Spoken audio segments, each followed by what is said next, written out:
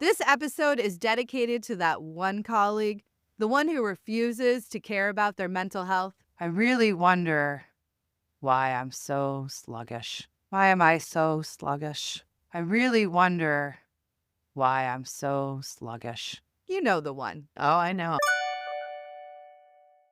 Welcome to the Emotional Endurance Movement, the only mental health comedy game show that's genuinely curious about how you're doing. I'm so proud to say that we are 161 members strong this week, which means that there are many of us out there willing to check in to the hard work, the fun work, the mixed work of emotional health hygiene instead of checking out. I'm Lori Sharp Page, and I want to introduce our perennial contestant, our behaviorist at large, and our regulation realist, Crimson McDonald. And of course, I want to introduce our other perennial contestant, you, the viewer at home, the person who's watching this, completing our weekly survey, doing the hard work of trying to stay regulated in a dysregulating world. Today is brought to you especially by the feeling of the week, sluggish, and the skill of the week, checking your vitamin D. Let's get into it. Every week, we start by grounding ourselves in an insight, just to orient us. This week's insight comes from Confucius. It doesn't matter how slowly you go, as long as you do not stop. I think this is particularly important and especially relevant on weeks when slowly is the best we can do. This is really important because honestly, this is the one thing that aging has given me, which is patience. Patience and taking it slow and slowing down and respecting that seems to be one of the keys to survival that I'm just kind of figuring out. We often see ourselves as either we're doing everything or we're doing nothing. And so much of learning how to stay regulated and to cope effectively and to take care of our mental health in this modern world is really about just consistently showing up and showing up consistently with the best capacity you can. Right. That's a big part of what we're trying to do here is to get people to take a second, stop once a week, just think about this stuff. Think Right. about where you are, what you're feeling, how you're coping, what's going on, what's depleting you. We want you to think about what are those slow, small, baby step pieces that are progress that we quickly overlook or invalidate because they're not the sexy end of the goal that we all just want to rush through and get to, right? Yep. A lot of times just showing up slowly. I mean, we all know the story of the tortoise and the hare. To interrupt you. I don't know if I really know. I just know a rabbit and a turtle raced and the rabbit was faster. Like I don't know the story. What is it? You know, I've been thinking as I read my kids' books at night, there's a lot of kids' books that have messages that adults should revisit. Yeah, and there's a And lot that, like, when you have hippie parents that are, like, really freaking weird and you aren't exposed to, like, mainstream pop culture until you're, like, 10, I just don't know these things. so the tortoise and the hare, it's one of Aesop's fables. Okay. The tortoise and the hare are going to have a race. And the hare's like, I'm not even worried about it. It's a tortoise. I'm way better than a tortoise. I'm a hare. I'm going to obviously win the race. Very confident, boisterous. The tortoise is like chill, like, like I'm just going to show up and do my best as I can at the race. One foot, one paw, one tortoise leg in front of the Yeah, other. what do I don't know. one tortoise nub? One nub One at nub. a time. Tortoise is much more grounded, all right? The hare and the tortoise go and they're having the race and the hare's running up ahead. He's like smoking the tortoise, right? As he knew he Mhm. would be, right? And he's just running up ahead, but then like he's like, "Well, I'm so fast that I can stop for lunch. I'm so fast I can go do this errand. I'm so fast maybe Oh. I'll just take a little nap." And on that nap, his hubris gets the best of him because who comes nubbing by? The That tortoise. consistent The tortoise. consistent, the slow and consistent, and ultimately the tortoise wins the race. And I assume the hare was shamed, and I hope that he worked through that shame. Yeah, let's hope. Okay. Thank you for taking me back to the childhood I missed out on. I appreciate it. So I think the point here is consistency. That's why we make this show weekly. Let's check in on the emotional climate with our emotional weather report, where we name the vibe without judging it talk about what's in the air for our community. This week, our emotional weather report is looking good overall. So, we first asked our users, and as Lori said, we are getting close to 200 members of the emotional endurance movement, which is awesome. That's 200 of you that are actually investing in your emotional well-being and need to show up regulated. This week, we're pretty mixed on whether we're staying regulated or dysregulated. Well, 83% said it's a roller coaster, and we should expect this because, let's be honest, staying regulated is a roller coaster. There are days that you do it great at work and do it poorly at home and vice versa. So we would expect to see this, I think. I think more importantly, we're seeing more regulated than dysregulated overall. Yeah, what is dysreg? Is it 5% that's dysregulated? Yes. Yep. So we have 5% dysregulated, but almost double that are regulated. So most people are mostly regulated, but still kind of in like a mixed state. Is that the vibe? Am I understanding? Yeah, I would take it as people are feeling mostly regulated, but have weak moments. Let's just say. Oh, fair. We should say Very they're fair. weak. They just have their moments where staying regulated is difficult. Yeah, it is a triggering and challenging time of year, and there's a lot going on. Well, and one way to see if they're more regulated versus dysregulated is to see how we're coping. So let's see how we're coping overall. So if we look at our users and our members of the emotional endurance movement, 65% of y'all think that you're coping pretty effectively. And honestly, that's a great number. I think we should always try to cope the best we can. And if 65% of us are feeling like we're winning that battle, then I think we need to have a round of applause. Let's take a look at our top 5 triggers of the week. At number 5 is guilt. I had to spend some time with this because why are we feeling guilty? This one kind of surprised me. I know post-holidays, there's a little bit of guilt, missing events, not buying the right gifts. And it still seems to be lingering. And I can't help but to wonder if it's almost a chronic guilt due to, like, especially parents in these times. I just feel like cost of living and other dynamics make the word no very common these days in our household.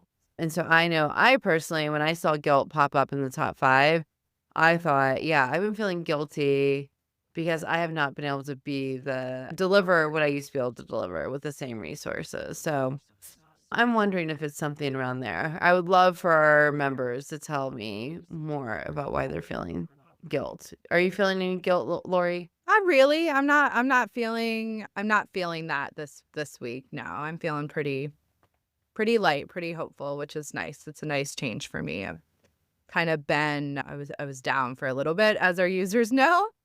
And I'm happy to say that I'm feeling mostly back. In fact, I would put myself in the 12% regulated bucket. That's this week. amazing. Good for you. Yeah. Yeah. So if you've been watching since the beginning, you have seen me slowly claw my way back.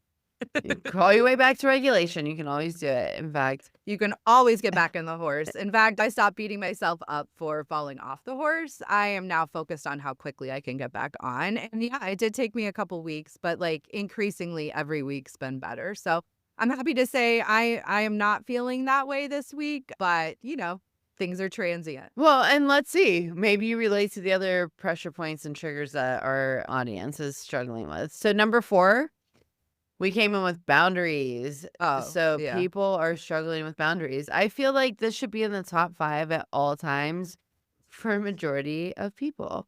When I dug into it, a lot of it was boundaries around work-life balance. My behaviorist hunch is that a lot of us start the new year with expectations that we're going to set these new boundaries with work-life balance and that we're going to come into the new year and build these boundaries. You know, I'm going to work and I'm going to turn off my computer. I'm going to turn off my phone.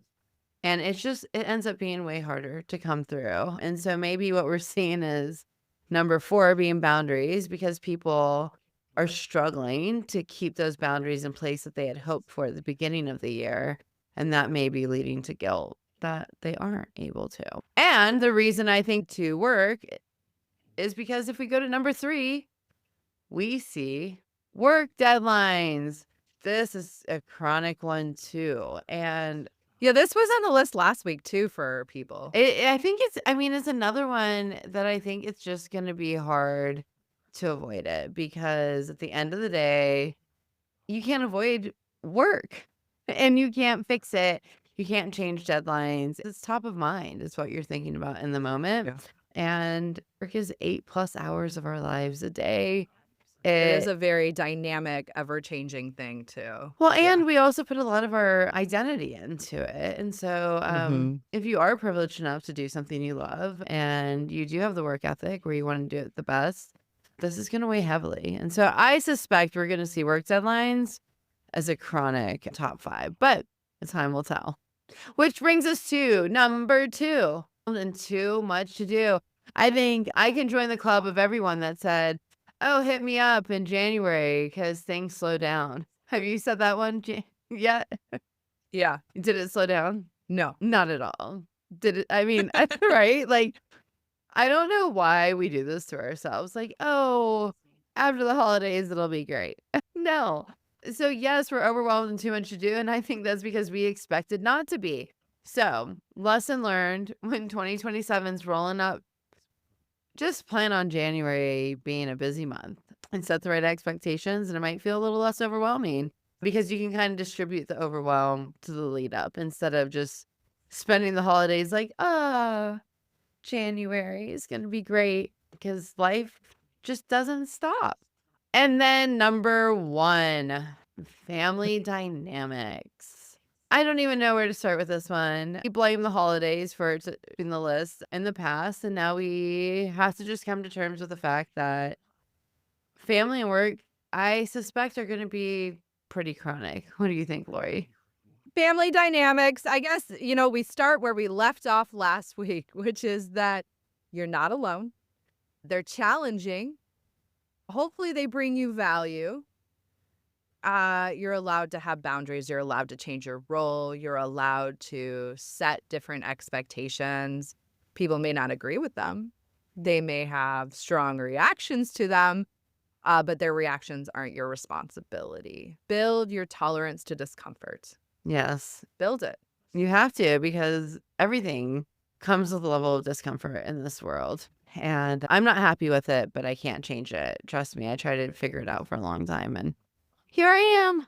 So we had family dynamics, overwhelmed with too much to do, work deadlines, hard keeping those boundaries, and then the guilt for doing so as our top 5 pressure points and triggers this week that made us feel a little dysregulated. So, well, no, you're not alone. It was interesting how much she's trended. It was very clear what rose to the top this week. Now it's time to have a word from our feeling of the week, sluggish. Let's talk about our feeling of the week, sluggish. Sluggish is not necessarily a dramatic emotion.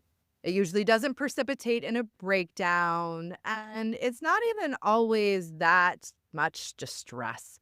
Sluggish usually feels like tired and uninspired, heavy and unmotivated, fine, but just not that into it. But here's the important part. Sluggish often shows up as a yellow flag when we're starting to get depleted. That can be depleted from stress, from constant demands, from not coping effectively with our challenges over time. And when our mental health isn't being taken care of, we're often quick to ignore it and continue avoiding it. But sluggish is one of the first signals your system sends. And the good news is that if you identify that you're depleted, you can absolutely do something about it. Change is possible. And perhaps sluggishness just sticks around for a day and you move through it. But if it sticks around for an extended period of time, be thinking about what's depleted within me. So the next time sluggishness shows up for you, I want you to take a minute and actually really think about what are the reasons it's showing up. And we're going to talk about a little bit later in this episode some biological reasons that it may be showing up, which might surprise you. That's all from this week's feeling of the week, sluggish. Now we're going to do something we're very good at for other people and very bad at for ourselves. It's time for our first game, Most Compassionate Take. This is the game where I read you a statement, the thought that many of us may have when we're feeling sluggish or overwhelmed or depleted, and you help me find the most compassionate take. My first negative thought that I want your most compassionate take on is I should be more motivated than this. Resting and not being motivated is not a sin. Maybe you should take a minute to yourself and recharge. Absolutely. Taking them a minute to recharge. You can tell I'm really good at being compassionate with myself on this one. Well, I mean, our most compassionate take is one that we usually have to really cultivate, right? That's Yeah. why this is a game here. So we're trying to get people to think about this. It's not necessarily easy or automatic, and doing it for yourself is way harder, but it Absolutely. is a skill like any other, and it's one that you can learn, and it really just comes down to prompting your brain to build the neural networks to think, what is my most compassionate take? If I were more disciplined, I wouldn't feel this sluggish. Discipline is actually a form of love. And if you're struggling with your discipline with yourself, you're struggling with loving and caring for yourself. And many, many, please hear me, many of us do. Saying that you're not disciplined enough implies that there's something wrong with you and it's going to keep you undisciplined. Saying that you aspire to have more discipline in your life and to care for yourself in a more disciplined way is you showing up empowered and equipped to do so, and with some self-love that's going to motivate you a lot more than the self-hate that goes into that statement. All right, you ready for this one? Yep. Other people are handling life better than me. The truth is, you have no idea what's really happening with other people. You have no idea. I mean, that is what I have learned. You do not know if they're coping well. We don't. Yep. You really don't know what's happening in people's lives, and we never win the comparison game. So I do think the most compassionate thing you can do with a statement like that is to invite someone off the comparison game. Yeah. Because our brain will make it a very clear, like, they win, we lose, when we, to your point, have no idea what's happening with somebody else's mental health journey, relationships, environment.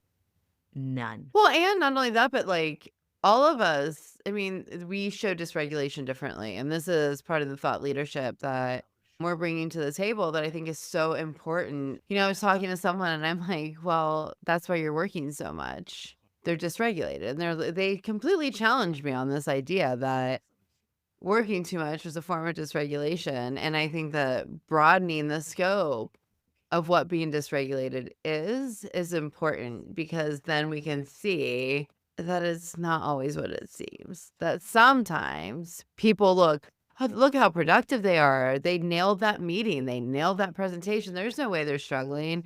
And they could be caretaking for someone dying of a horrible disease.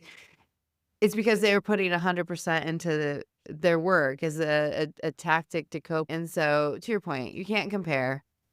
You have compassion for yourself. People come here to be validated in the fact that it is exhausting and difficult to show up Yeah. regulated and to accept things that we may think are healthy may not be so healthy. Also, people pleasing is another one we talk about it as well. People pleasing seems super innocuous. It is ultimately often a dysregulating behavior. It's okay if you find yourself dysregulated. This is one of the reasons why we put out the survey weekly, is to get people to think about whether or not this is something that's happening in their life, because what happens over time that's super scary is that people get stuck in dysregulation and they stay there, and their lives, their goals, their relationship, their communities all suffer because of it. So we'd like to keep you out of that trap pattern, because that sucks. Yep. That's a hard really thing to does. climb out of. It is a hard thing to climb out. Not impossible. And if that's where you're at, we're so glad you're here with us, because we want to be your weekly on-ramp to learning how to take care of your mental health in a more sustainable, effective, and compassionate way. Speaking of compassion, Nothing's really wrong with my life, so why am I struggling so much? that's a good one. Yeah, it's a pretty general and big one. So when we say nothing is actually wrong with our life, we're doing two things. First of all, we're using some type of external scale that says what's right and what's wrong. And that sort of barometer doesn't work for our individual lives, because everything is so nuanced, right? Mm-hmm. You're invalidating whatever discomfort you're experiencing. And so instead of pushing that discomfort away and saying, I shouldn't have that because this criteria for this situation, this challenge, this environment, my life doesn't meet whatever external criteria that's good or bad, all you're doing is pushing away your feeling, which is going to keep you in a dysregulated state. I mean, I think that's one of the most dysregulated states that people find themselves in very easily is they don't know how to deal with their feelings, how to cope with them, how to attend to them in a way that doesn't cause them to spin out. So they just push it down. And what we would like to do is we'd like you to let it out. And if you spin out a little bit, we want to make sure that you've got the support and the tools to stop the spin, know that you can stop the spin, and then start dealing with things head on. You know, that's kind of the developmental pattern that I've seen a lot as a clinician. I've also seen it play out in my own lives and my family members' lives where, you know, we have a certain level of capacity, we get overwhelmed in that capacity, we shut down the system entirely, which further reduces our capacity. And eventually we hit something called rock bottom. I think, I don't know if you're familiar with it. Luckily, I haven't gotten there yet. I'm just trying to avoid it. But I have my own mid bottoms for sure. Yeah, mid bottom. That's the pattern that a lot of people find themselves in, and it feels like there's no on ramp. And if you find yourself in that bucket right now, I'm so glad that you're here with us because we want to bring you into the fold, let you know you're not alone, and give you some tools to cope with it. All right, I got another good one for you. Okay. I'm wasting time. Oh, I know this one so well. And my compassionate answer to myself when I say that is I've accomplished a lot more than I give myself credit for. But I got to be honest with you. Gosh, I feel that one so much. And I do feel like I waste way too much time scrolling, texting, all of the stuff. Time's a funny thing. And what I would encourage anybody who has that thought to think about is, are you wasting time or resting? Because rest is not a waste of time. I think that's where I have the biggest issue. There's a major difference, and I think that's where avoidance is part of this conversation. Crimson, that was a great round of most compassionate take. I'm going to go ahead and give you 161 points in honor of how many members that we have in the movement this week for doing a great job of bringing us a more compassionate take on some negative thoughts that we may be having, especially if we're feeling sluggish. Sluggish makes it hard to be motivated to do anything. Lori, I'm going to give you more points than me. I'm going to give you 1,000 even points because you gave us pretty good responses. Well, thank you so much. Notice how much easier compassion is when it's aimed outwards versus when it's aimed inwards. And again, this is part of why we practice. Now, let's talk about a skill that helps you support your system before it ever gets to the point of negative and harsh self-talk. Because there is a vitamin that may be influencing your mental health and your physical health more than you realize. A word from our skill of the week, vitamin D check. This week's skill is simple but powerful. Check your vitamin D. Vitamin D plays a wild role in both our physical and mental health. It impacts our mood regulation, energy levels, immune function, even our cognitive clarity and sleep. Neurologically speaking, vitamin D supports brain process connected to our mood and emotional well-being. And when our levels are low, people often feel flatter, heavier, or more sluggish. This is why if you feel sluggish for several days in a row, you want to be paying attention to this because it may be more than just your mood, especially if you notice that this is happening seasonally during the months of fall and winter, whatever hemisphere you're in. Calling out all of our fans in Australia, by the way. Good day. If you're feeling sluggish for multiple days in a row, it may be a sign that you are struggling to get vitamin D. Here's why it matters. A lot of people are low in vitamin D and they don't even realize it because a lot of these signs aren't dramatic, they're more subtle. Signs your vitamin D might be low, feeling more tired than usual even after sleeping, low or flat mood, sluggishness or heaviness in your body, trouble concentrating, getting sick more often, or just feeling off without a clear reason. And there's ways to support your vitamin D levels if you are in D low. You can spend more time outside in natural light if that's an option for you. You can use A light therapy lamp. I'm using mine as my lighting. Dual use, dual purpose. This is a full range spectrum vitamin D UV light, and this helps your body to process vitamin D from the light if you are unable to get outside. This is what a lot of people utilize if they have SAD, seasonal affective disorder, as a diagnosis. But anyone can use them. You can find them on Amazon. They're usually between $20 and $40. And you set it up, particularly good to set it up in the morning, maybe when you have your coffee nearby, and put it on you for about 15 to 20 minutes. This will help your body absorb light needed to process and remetabolize more vitamin D. This is one of my favorite coping tools. I love this thing. I've had it for years, and it's really a great tool and toolkit for when the sky gets gray and we're just not going outside a lot. It helps me a lot. And that's all from our skill of the week. And that brings us to our final game. Is this really a thing? Vitamin D addition.